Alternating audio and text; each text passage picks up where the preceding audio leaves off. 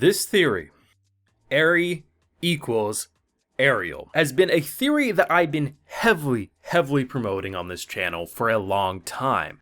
And one of the fun things when a plot twist is being established is seeing a number of people throw their own ideas and they add credibility to something you're promoting. And it was really fun seeing the Gundam community collectively piece together that without a doubt, Suletta is not the child from the prologue. There was too many hints. There was time discrepancies. There was the way she talks about Prospera, the way it just feels like there is a lack of love from Prospera, and without a doubt, she was using her as a tool. This episode confirms that A-ERI, she was lost. She is one of the gunbits that is controlling the A-ERI-AL, and that is why Suletta is able to operate something that, as we see time and time again, should be killing her. Meaning that also, I'm going to segue this to another theory I've been saying, is that Suletta is being brainwashed. I've had a lot of pushback against one, Suletta not being A-ERI, and also Suletta not being brainwashed. A lot of people seem to think that it's just, you know, there's a mother-daughter connection there, and that's why when she talks about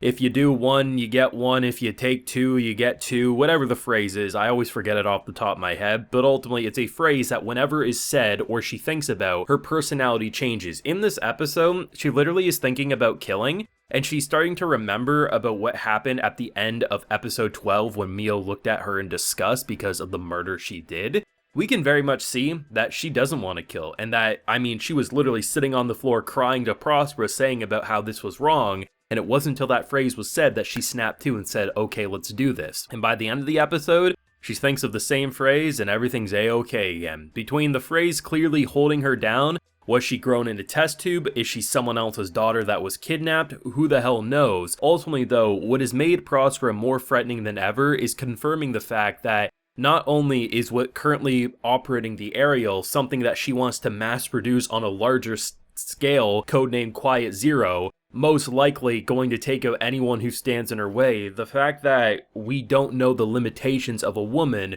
who has lost her husband and her daughter and what she will do to get the end result of what she sees as peace. And that is incredible. Full live reaction available on my Patreon. I highly recommend that one above all else because while I thought they were confirming the brainwashing side of things, I was not expecting them to confirm that Suletta is an A-ERI and that A-ERI is the Gundam all along. I mean, that's a plot twist I assumed would happen near the end of this season when they would confirm the next batch of episodes, do a time skip, and we'd have like an older cast of characters fighting against the adults and things like that. Either way, this was an incredible episode. There's so much goodness about this, but we do have to talk about this theory more before we jump into the big Gundam battle, because there's so many breadcrumbs about this theory, and I love the fact that even if you don't see the prior breadcrumbs, immediately when the reveal comes, things just start making a little more sense than they did, because there's so much weirdness about Prospera as a mother. She wears a mask so much in this show because here's the thing, if we see a character's eyes, it's a little easier to tell what they're thinking. And there are shots, whether talking with Mio, whether talking with anyone, and in any other show, you would be able to tell exactly what they're thinking because of the pose they strike the character in, but her, she has this mask on and you never know. Without a doubt, Prospera feels like a character who she literally propelled and did whatever it took to master a gun format that would ultimately be their saving grace. And in doing so, it seems like A-ERI was lost, she was absorbed into this machine. And ultimately, Suletta, however, she ties into the picture a clone, I mean, cloning's already a pretty big thing in this show, so clone could very well be the case. But ultimately, this is someone who's been forced into the role, and the fact that the A-ERI-AL is basically operating on its own individual intelligence is no wonder she's able to be immune to basically the toxic atmosphere that happens to any character who uses this format for too long. She never gets strained, she never gets killed, right? And I think it just makes everything feel a lot more organic, because while they left the theory up in the air for a good amount of time, in a lot of ways, you'd swear this would be the season finale, right? It's the big moment, big theory confirmed, but now that we have the remaining episodes that are currently confirmed, there is a unlimited possibility of now knowing this for sure with the whole community of where they take this, and that is very exciting. I don't think there's any argument left that she's not being brainwashed.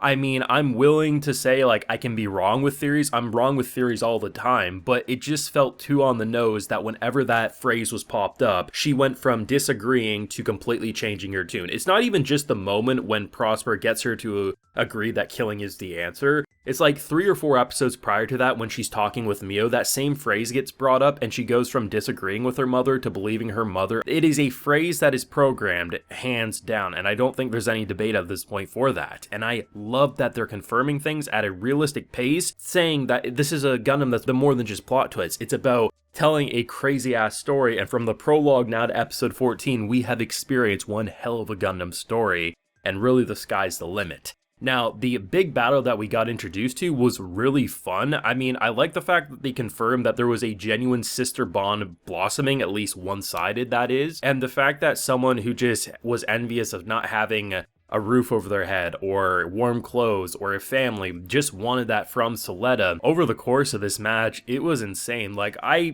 thought it had the potential to be the craziest animated fight just because of the sheer number of opponents and how talented everyone was. And while it definitely wasn't the best overall fight, I definitely think they pulled out their ace card. It was a really, really compelling fight, and really just seeing the number of people who normally you'd like, man, they're the ones who are gonna wipe the floor with everyone. It was just cool seeing it, and then how almost immediately it just hits the fan. This school, they tried to go back to normalcy after the end of the previous half here, and it kind of worked because they're able to kind of like shoo things under the rug. But when you literally have the new leader-in-chief here get kidnapped by Didrik, who's taking charge, as you basically actually kill someone on live TV at the school. This is a school event fight. There's not supposed to be any sort of actual death. Someone died. Someone got exploded on the TV before things started cutting off. I don't know if they can really go back to just how they were at the beginning of episode 13. I think it's going to be a little hard given that clearly new leadership's inbound. And also, a lot of kids are kind of getting killed on school grounds now. I don't think you can go back to exactly the way it is, but hell, they proved me wrong once, maybe they'll do so a second time. Either way, I think this is one of the best Gundam Witch from Mercury episodes, hands down. Yes, I'm excited because a theory that I've been heavily supporting among many fantastic Gundam Witch from Mercury fans. But there was a lot of pushback, man, like from brainwashing to this, it just felt like there was a lot of doubts, and no matter how I broke it down, like it just felt like I was like, maybe I am the idiot, maybe I'm the one reading into things, and it happens in every fandom. People think an author has an intention, you buy into your theory thinking you interpreted it, then the author doesn't go there, and people write it off as they missed their mark. But I'm not like that. Had the theory not turned out true, theory just wouldn't have turned out true. As long as they writ it in a way that was good, I would continue to like it. But I'm really happy because this just makes the show far more compelling for me, and I mean, let me have this. I knew it. Honestly, it felt like only like 10% of the Gundam fandom was promoting this series, right? And I love it. I really think it opens a lot of new doors, and I mean, clearly, the cracks are starting to show that Suletta is starting to doubt things, but that phrase keeps pulling her back in, and I think only Mio can break her free. But let me know what you thought down below. Drop a like if you enjoyed, subscribe if you're new around here, ring that bell so you can get notified when I upload on the channel, and like I mentioned, full live reaction is available on my Patreon. While you're there, you can also get a video shoutout. So today, we have Brandon Joggerand, No Please, and Rerun. So I appreciate the support, everyone. Please take care and have a good one.